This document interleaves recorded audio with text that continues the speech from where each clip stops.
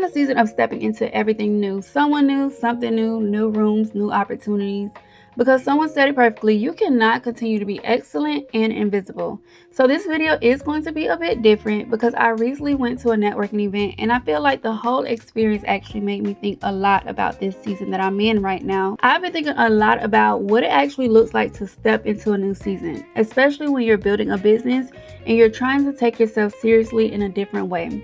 Because I feel like we talk about new seasons like they're just going to magically happen. Like one day you wake up and you're just this new, confident version of yourself who's ready to do everything you've been saying you want to do. And unfortunately, that's not really how it works. Sometimes stepping into a new season looks like doing things that make you uncomfortable. And for me right now, that looks like actually getting out of the house, going to the events, meeting people, talking about my business, and letting people see what I'm building. So that's what this whole experience was really about for me. For this particular event, I decided I wanted to make notebooks to take with me. And y'all already know I had to do it yourself. I could have bought something, but I wanted to create something that felt intentional and actually represented what I'm building. So I'm sitting here designing these, printing, cutting, putting everything together. While I'm doing it, I'm thinking how funny it is that we can spend so much time preparing to be seen, but still find a million reasons not to actually show up. Because I could have stayed right here. I could have said, you know what, I'll go to the next event. I could have said, let me get a little further along in my business before I start putting myself in these rooms. I wanted to practice walking into the room where I don't know anybody. I went alone and not immediately looking for an exit. Because I think we put so much pressure on ourselves to be good at something the first time we do it. But how are you supposed to be good at something you've never practiced? And that's something I've been reminding myself of lately. If I'm saying I want to be in bigger rooms, I have to start getting comfortable in rooms that are bigger than the ones I'm used to. If I want more opportunities, I have to put myself in places where opportunities can actually find me. If I want people to know about my business, I have to actually tell people about my business. I can't keep expecting people to discover me while I'm sitting quietly waiting to feel ready. Yes, I was getting myself together physically too because I wanted to feel good when I walked in there. And I think that's important because sometimes preparing yourself physically is a part of preparing yourself mentally. I'm getting dressed, doing my hair, getting my bag together, making sure I have everything I need, and I'm basically telling myself, yes, girl, we're going. Because I knew there was a possibility that once it was time to leave, I might start overthinking it. And that's another thing I've realized. Sometimes you have to make the decision before your feelings get involved. Because if I waited until I felt completely comfortable going, believe me, I might have not went. But the problem is your next season probably isn't going to look like your last one. And if you keep doing everything the exact same way because it's comfortable, you can't be surprised when you keep getting the same results.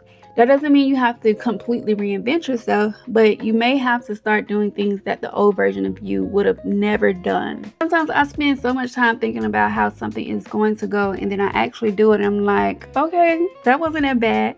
And I think that's why sometimes you just have to stop thinking and go for it, because you can't think your way into confidence.